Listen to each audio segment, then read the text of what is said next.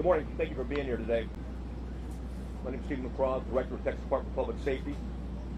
On Tuesday, the District Attorney for the 38th Judicial District, Christina Mitchell, requested that the Texas Rangers under the Department of Public Safety assume lead responsibility of this horrific murder of 19 innocent child and 2 adults. Our goal today is to provide the parents, the community of Uvalde, the public, as much information as we can on where we are on the investigation. We're here to report facts as we know them now, not to defend what was done or to criticize what was done or the actions taken. I'll begin first and foremost with the timeline as we know it. The second timeline I'll discuss is the 911 timeline. Then we'll talk about the relevant social or digital media footprint of the subject. And we'll also have plenty of time for questions at that point.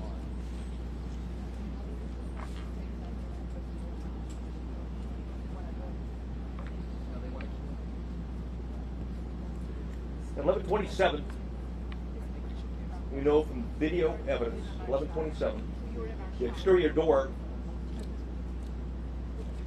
suspected of where we knew the shooter entered, Ramos, was propped open by a teacher. 11:28, the suspect vehicle crashes into the ditch, as previously described.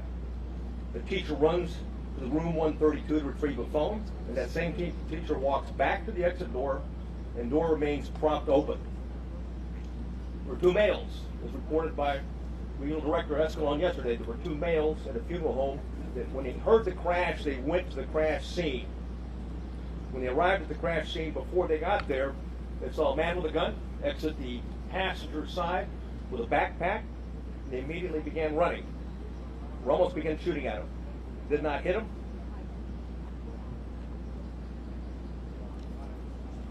One of the males fell when he was running. Both males returned to the funeral home while they're running. And then again, we see through video, teacher reemerges inside the school in panic and apparently calls 911. 911 call at 11:30. If there was a crash, man with a gun. 11:31, the suspect reaches last row of vehicles in the school parking lot. 11:31, the suspect shooting began at the school while patrol vehicles got to the funeral home. I'll point out where it is. We're clear? Okay, great. Thanks. Crash vehicles over here. Suspect hiding behind a vehicle, started walking down, shooting into the classroom. There was a discussion early on that an ISD, Consolidated ISD for Uvalde, had officer, was a resource officer, had confronted the subject. That did not happen, as R.D. Escalon talked about yesterday. It was certainly stated in preliminary interviews, but often these preliminary interviews and a cursory walkthrough doesn't reveal the type of information, and certainly, police officers, like anyone else, under stress, sometimes witnesses get it wrong. But the bottom line is that officer was not on scene, not on campus, but had heard the 911 call with a man with a gun, drove immediately to the area, sped to what he thought was the man with a gun, to the back of the school, what turned out to be a teacher, and not the suspect.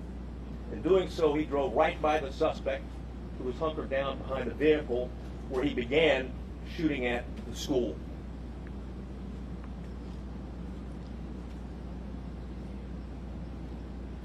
At 11:31, the suspect shooting in between the vehicle is when it began, while the patrol vehicle gets to the funeral home.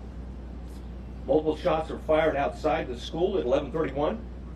Patrol car accelerates in the parking lot, drives by the shooter. That's exactly what I was talking about. It was the ISD officer at that time. He passes and then leaves the camera view. There's multiple shots fired at the school at 11:32, at 11:32:27, 11:32:36. At 11:33 is when the suspect entered the school at the door that I'm pointing to now. At 11:33, the suspect begins shooting into room 111 or 112.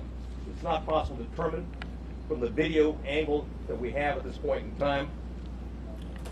We do know this, that he shot more than 100 rounds based on the audio evidence at that time, at least 100 rounds. He entered at 11:33, or 11:33 he started shooting in the classrooms, 111 and 112. At 11:35, 3 police officers entered the same doors the suspect entered. All 3 of those police officers worked for the Uvalde Police Department. They were later followed by another 4, a team of Uvalde police officers, 3, and also a county deputy sheriff. So a total of 7 officers were on the scene. The 3 initial police officers that arrived went directly to the door, and 2 received grazing wounds at that time from the suspect, while the door was closed.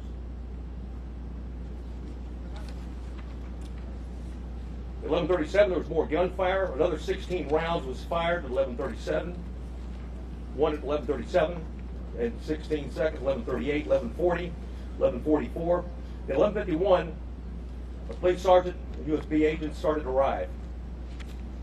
At 12:03, officers continued to arrive in the hallway, and there were as many as 19 officers at that time in that hallway.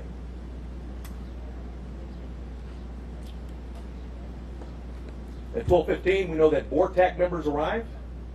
Not the entire BORTAC, but members of BORTAC, along with Shields. At 12:21, the suspect fired again, was believed to be at the door.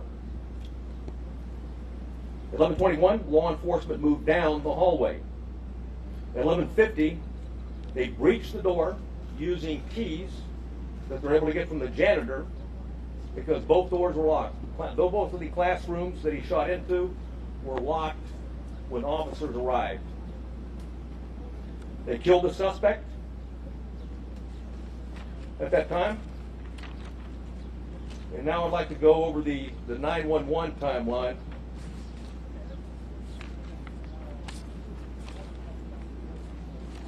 So I warn you, it's not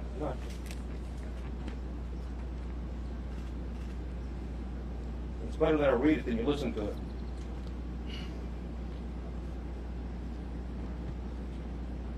The caller identified, I'll not say her name, but she was in room 112, called 911 at 12:03. The duration of the call was 1 minute and 23 seconds. She identified herself and whispered she's in room 112.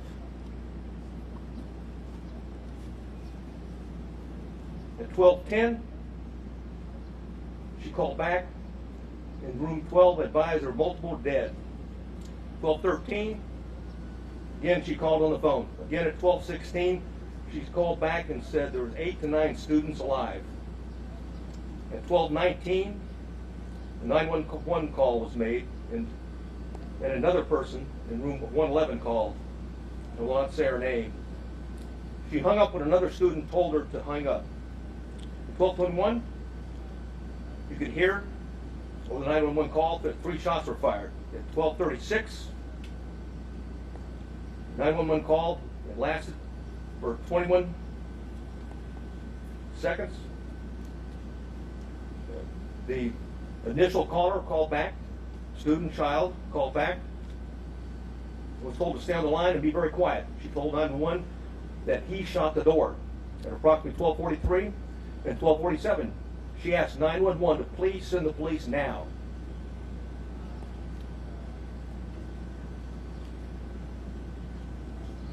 At 12:46, she said that she could hear the police next door. At 12:50, shots are fired. They could be heard. It was a 911 call. And at 12:51, it's very loud and sounds like the officers are moving children out of the room. At that time, the first call that called was outside before the call cuts off.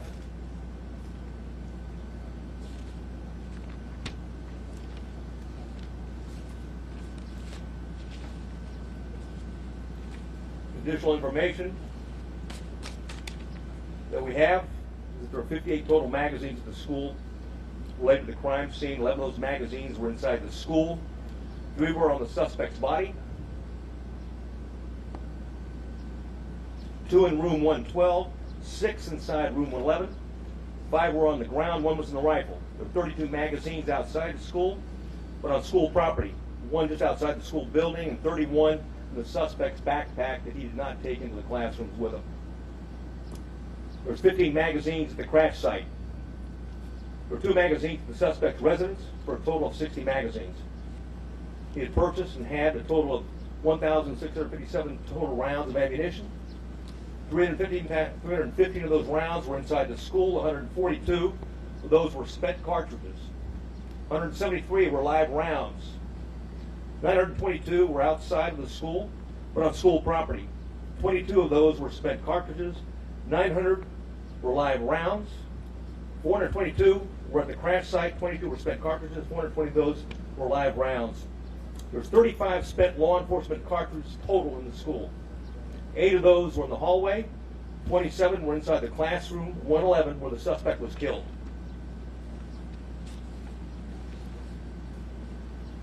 I mentioned that we're going to go over quickly a digital timeline. One of the things we talked about early, and I want to correct something that was said early on in the investigation, is that he posted, okay, on Facebook publicly that he was going to kill that he was going to shoot his grandmother, and secondly after that he was going to, that he had shot her, and the third that he was going to go shoot up a school. That did not happen. It was actually on a message. It was a Facebook application, messenger application to somebody else that he had a conversation with. We know that through his digital media footprint, and I'll just do it by date time, that Ramos asked his sister to help him buy a gun. She flatly refused. That was in September of 21. I'll avoid some of these and get to he had Instagram, a 4-group chat, and it was discussed that Ramos being a school shooter. That was on February 28th of 2022. On March 1st of 2022, there was an Instagram he had with 4 people. It was a chat. He discussed him buying a gun. On March 3rd, 2022, there was another 4-person chat. Quotations, word on the street is you are buying a gun. Ramos replied, just bought something. RN.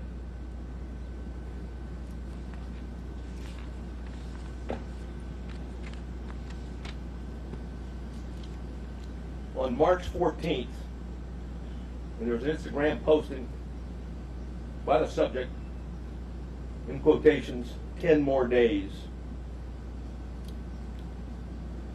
The user replied, are you going to shoot up the school or something? The subject replied, no, and stop asking dumb questions and you will see.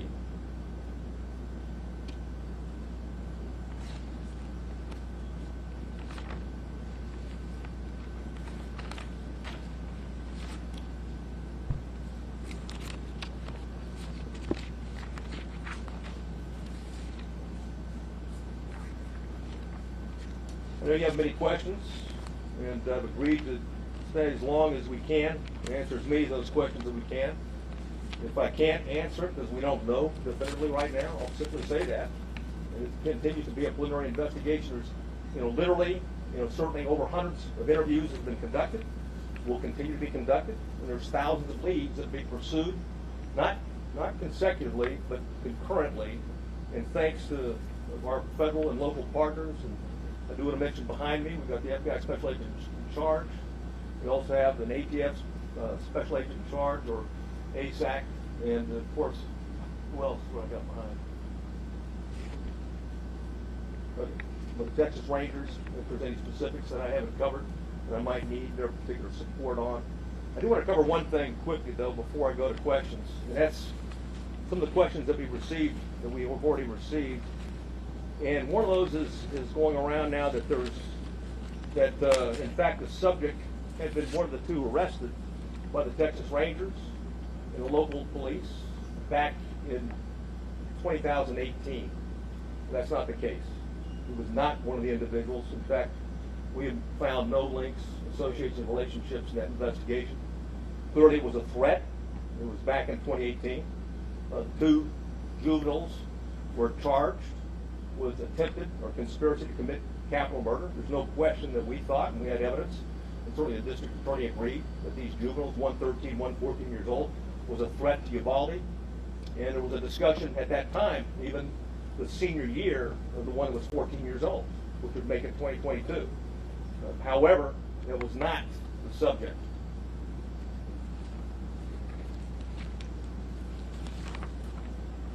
Questions? Yes, sir. Huh? Okay. Oh, yeah. Oh, one thing I want to say, one thing I failed to say is that when we're done, we have Tony Pena with us. He's going to translate into Spanish, okay, what the answers and the questions are afterwards.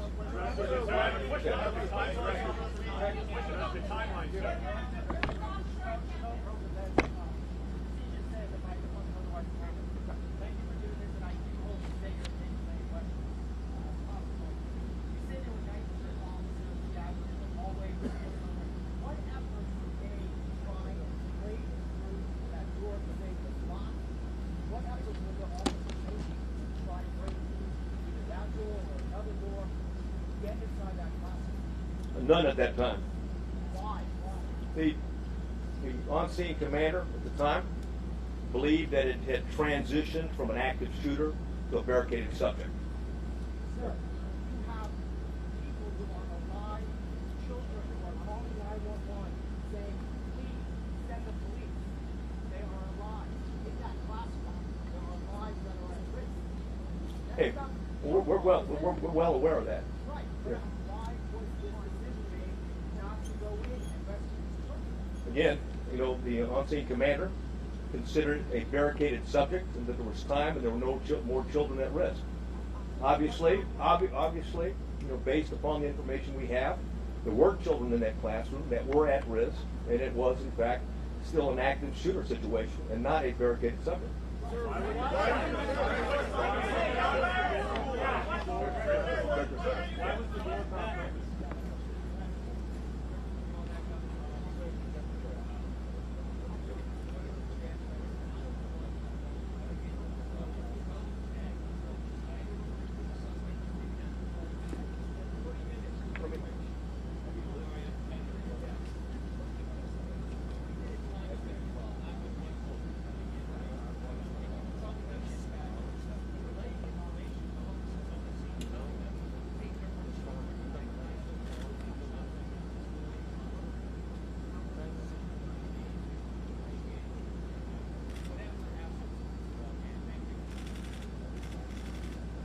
The question simply is this: it was a 40-minute gap, and if the 911 operators were aware that children were alive in that classroom, why weren't officers notified of that? And if that's the case, why didn't they take action? That's the question.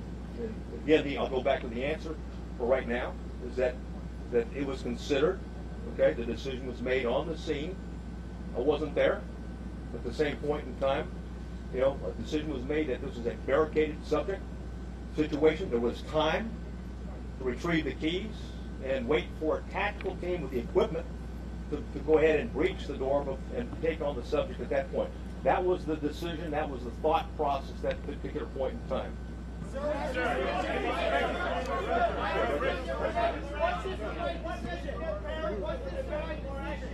What?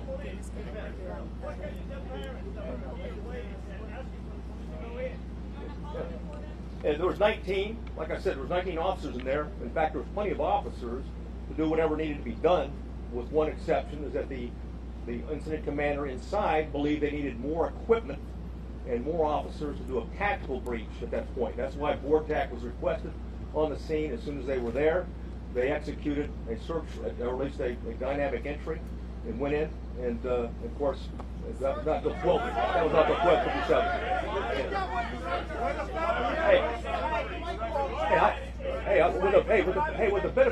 With the benefit of hindsight. Hey, stand by. Hey, stand by, right? I got it. Okay.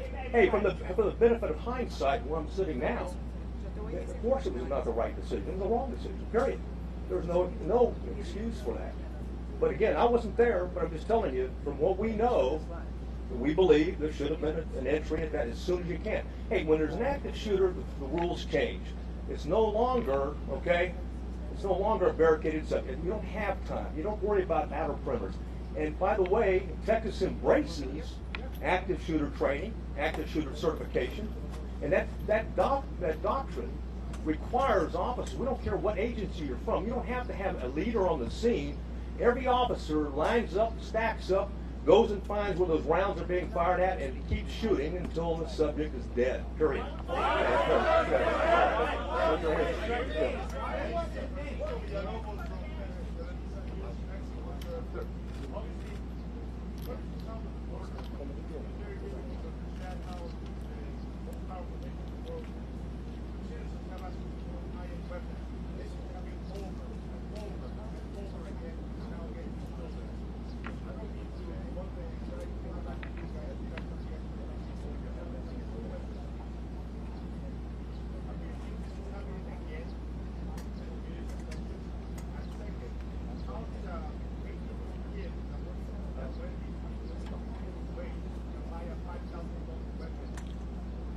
Well, answer the last, to use the debit card first, but to your point, it's very expensive, and a debit card is not a credit card. It means he had money in the bank. So why and how is being looked at right now, and I'll tell you this, hundreds of more, thousands of more leads are being looked at right now because we haven't answered all the questions. We haven't gotten into the why. Okay, we know the individual was also into cyber gaming in that regard, and group gaming in that regard. So we've got a lot of questions are out there.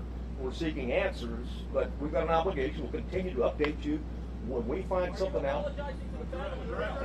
Hey, Tienes que correr para allá. Fer, para allá. No, espera que está Fernando ahí. No, Fer, no. Es así. the Border Patrol agents, the BORTAC agents that were in the building didn't line up. They're part of the 19 that I talked about, and the entry team, ultimately the entry team that went in. But I can tell you that they were told, just as like as any other officer was told, and others, even command staff that came on board, is that the incident commander at the time was believed that in fact it was a barricaded subject, that we had time, there was no kids at risk.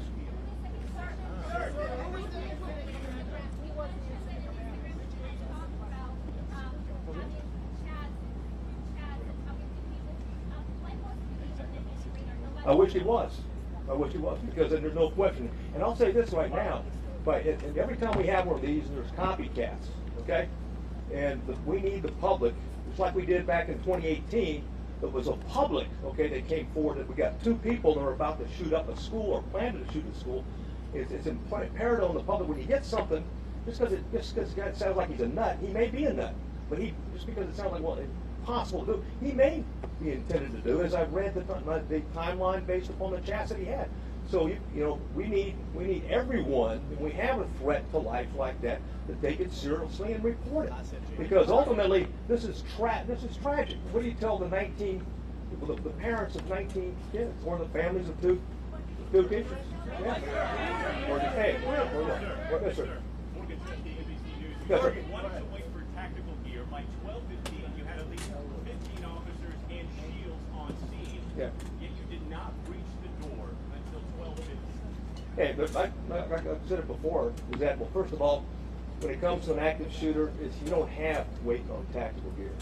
Plain and simple, you've got an obligation. What I know now, okay, absolutely, it was an active shooter, because you can transition. Keep in mind, in the doctrine, okay, of active shooters, you can transition from an active shooter situation to a barricaded subject or a barricaded with hostage subject. But if shooting continues, and you have any reason to believe that there's individuals alive in there, you've got an obligation to move back to an active shooter posture, and that means everybody at the door. Are you saying those children were no longer at risk when he barricaded himself? Todavía te da un triciclo por correrla. Correrla lo que más pueda. En la base. Mira, ahí te da correrla. Well, Uvalde has a part-time SWAT team, number one. The ISD's got, they've limited officers. I think, what is it? What do you got, 6? They got six, yeah, you know, the Consolidated Independent School District has 6 officers, and they didn't have one posted at that location. And someone said, hey, what do you tell the parents? I mean, you know, bottom line is that, or someone talked about, said, when there's kids in the room, why wasn't there an entry? Because it was believed, like I said at the time, that the subject was stationary, barricaded, there was no risk to other children. Again, on retrospect, from where I'm sitting right now, clearly there was kids in the room. Clearly, okay, they're at risk. And oh, by the way, even when you go back to shooting, there may be kids that are injured. Okay, they may have been shot but injured, and it's important for life-saving purposes to immediately get there and render aid. Where was the resource officer? Why was he not on campus? He was not on campus. Why? Well, again, we'll have all those answers down the road. Okay. Dylan. Yeah.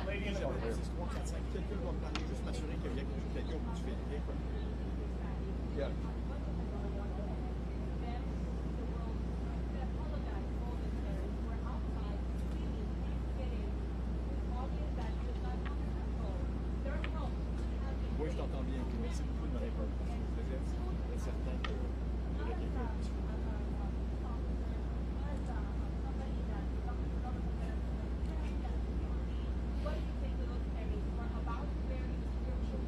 Well, first I want to say that the Consolidated Independent School District officers were there early. There was 4 of them, and they immediately began evacuating the school and did that throughout the process. So keep in mind, so that was going on. What do I say to the parents? I don't have anything to say to the parents other than what had happened. We're not here to defend what happened. We're here to report the facts so they have the facts. Yeah. Hey, bottom line of consultant. Any of the family members gassed or taped outside the building? I'm sorry? Oh, yeah, I don't have any information on that. Oh, one second though. However, we did review what DPS officers arrived on the scene, what they did, and looked at those instances. You know the parents of the children who died are watching right now. And they're Yes. hearing you say Oui, on en sait beaucoup plus. that not everything that could possibly have been done as humanly fast as it could be done was done. Are they owed an apology from somebody in the commander and the If I thought it would help, I'd apologize. But let me say this. Hey, let me say this. When you go back to the timeline, again, I want to go back and I'm not defending anything, but you go back to the timeline. There was a barrage. Hundreds of rounds were pumped in 4 minutes. Okay, into those 2 classrooms. Then anything else, any firing afterwards was sporadic, and it was at the door. So the belief is that there may not be anybody living anymore, and that the subject is now trying to keep law enforcement at bay or entice them to come in, suicide by contact. I understand that. I've reported that. Yeah.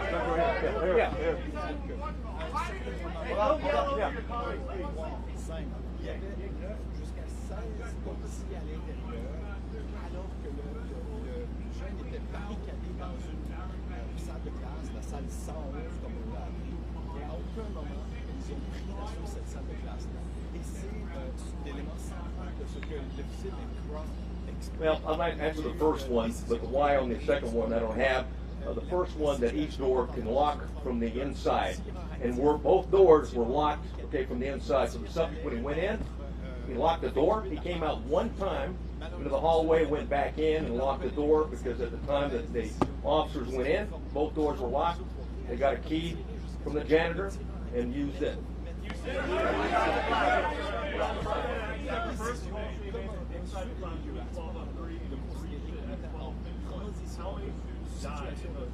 I don't have that answer. We're looking at it right now. Hold on. Il a fait le récit d'appel 911, de SMS sur 911 par des enfants qui appellent les policiers à l'aide. Les policiers viennent nous aider.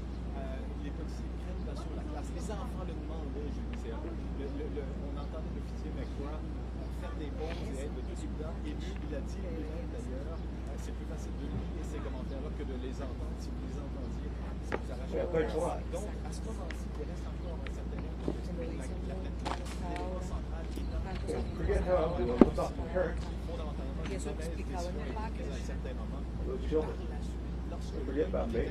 Sometimes we are, we're officers and stuff like that. We take an oath to uphold the law and protect people. And anytime something's tragic like that, we want to know why it happened and if we can do better next time. It's the bottom line. We call it like it is. It is tragic. Quite frankly, I mean, there shouldn't have been anybody. You know, ideally, we've been able to identify this guy as a suspect and address it before he even thought about attacking, you know, on the 24th.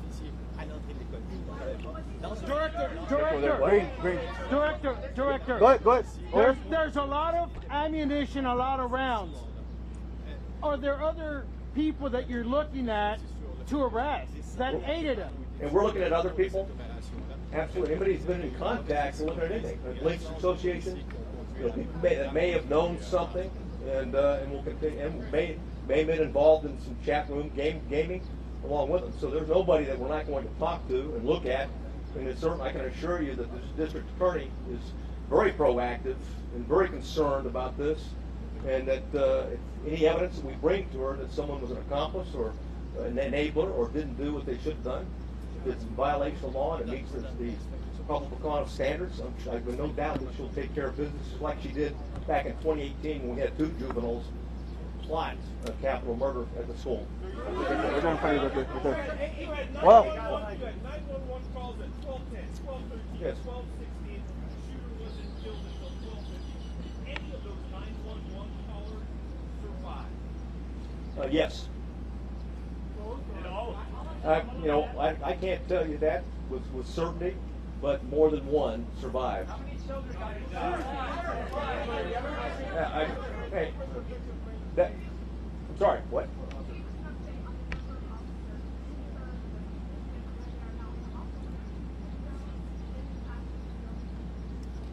Yes, the windows at I'll go backwards, right over here, I'll move over here. Something shot into these windows right here, he's approaching the door. Right? So the children were vulnerable all the time going through. We don't have any recording of any of the children maybe injured but not dead when he shot in a particular area. Right? As to the answer in terms of someone could have shot opposite in that regard, so I don't have the answer to that, quite frankly. Right?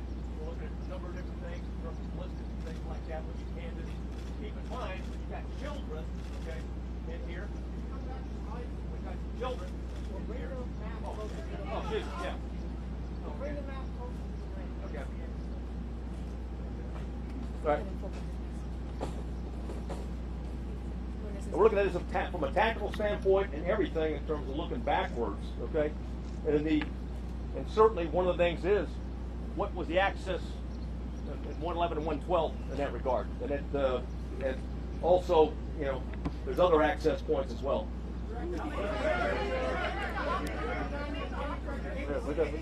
Hold on. Let me say one thing.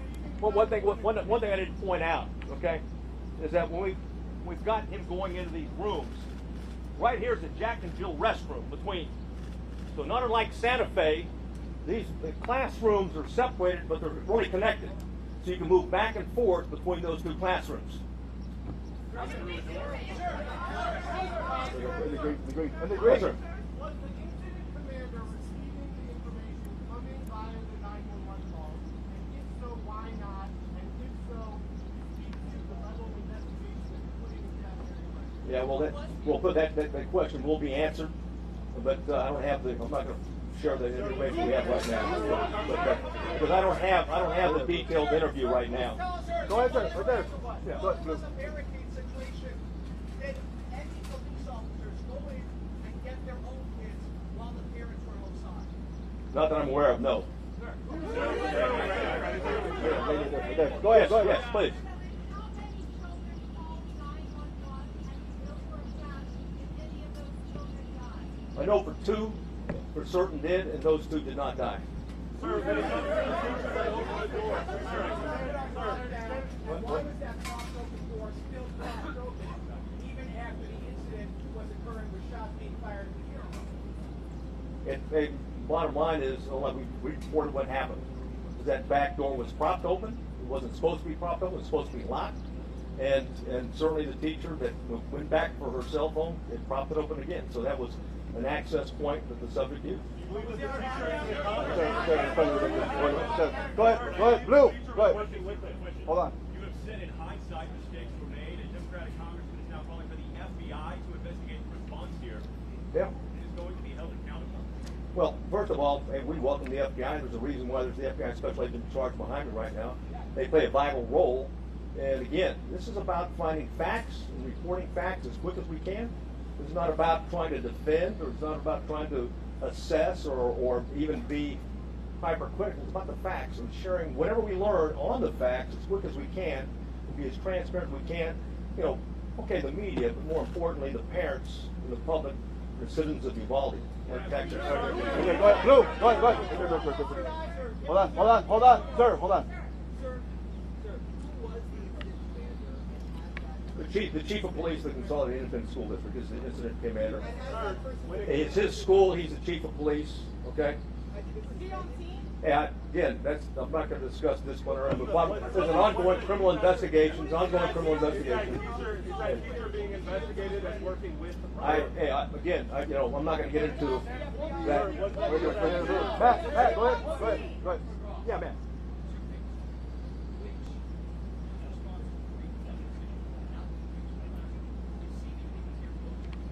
The chief of police, the Consolidated Independent School District, he was convinced, and again, I'm going to go back and say, he was convinced at the time that there was no more threat to the children, and that the subject was barricaded, and that they had time to organize with the proper equipment to go in. The subject already had hit, 3 officers, and hit 2 officers, and I didn't answer the final question. A third, a border patrol agent, was grazed as well, but no police officer was seriously injured.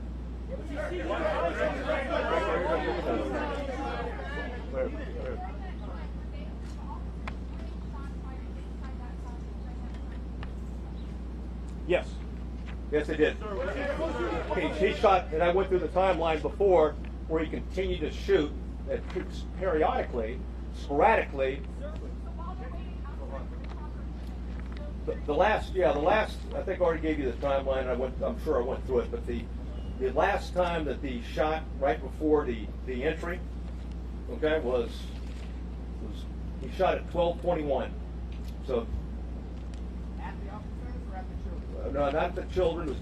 Okay, we don't know yet. We believe it was at the door, is what he fired at. Go ahead, right there. Matt.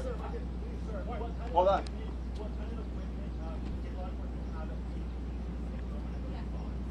Hey, we know that beginning when the VORTAC agents arrived, they had 3 ballistic shields.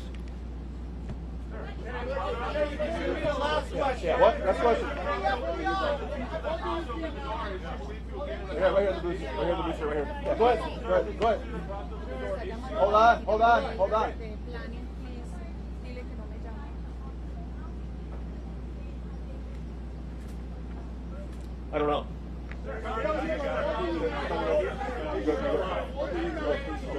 No, that's fine. Yeah, let's answer the question. What do you think?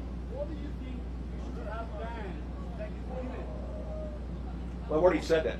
I've already said, first of all, hey, Texas embraces and teaches, the active shooter doctrine. The active shooter doctrine, as long as there's kids, and as long as there's someone's firing, you go to the gun, you find them, you neutralize them, period. And there's only, there's some nuances with transition to a barricaded subject, also transitioning to a hostage situation.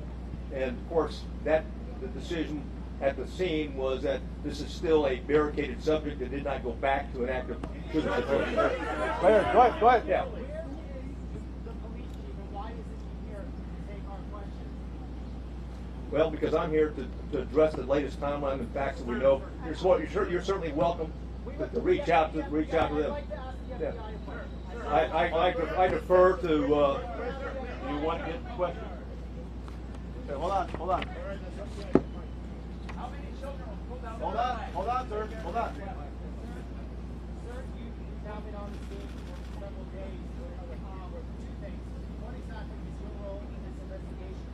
And given all this, given that the FBI goes through lengthy efforts to study how to trigger situations like this, do you think this is something that requires an independent investigation by whether a federal agency, by you guys, or someone else?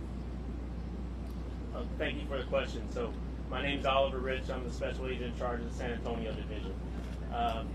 First, I want to say I understand there are a lot of questions and there's a lot of frustration in the public, and our heart goes out to the families and the victims of this tragedy. I will say our role here remains the same. We are here to assist in this investigation, to provide the support to the community to the best of our ability. We've had 200 people here for over 4 days. We have people working all across the country to support this community and to support this investigation. We are continuing in that vein. We have victim specialists here working with people in the community, and we will continue to do that. If the facts bear out that there is a federal nexus, then the FBI will conduct an appropriate investigation at that time. But for now, we continue in this to support the Texas Rangers.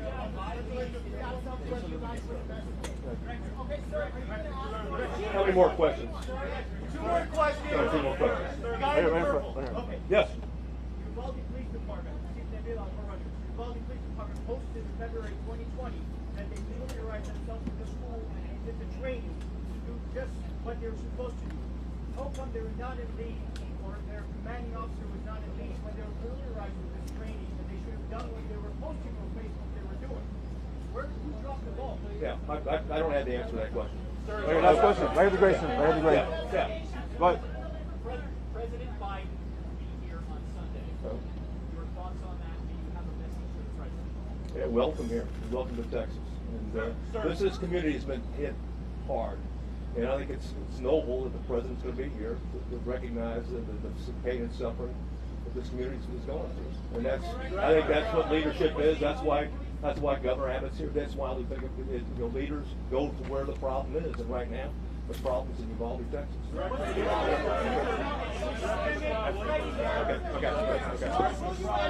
Okay.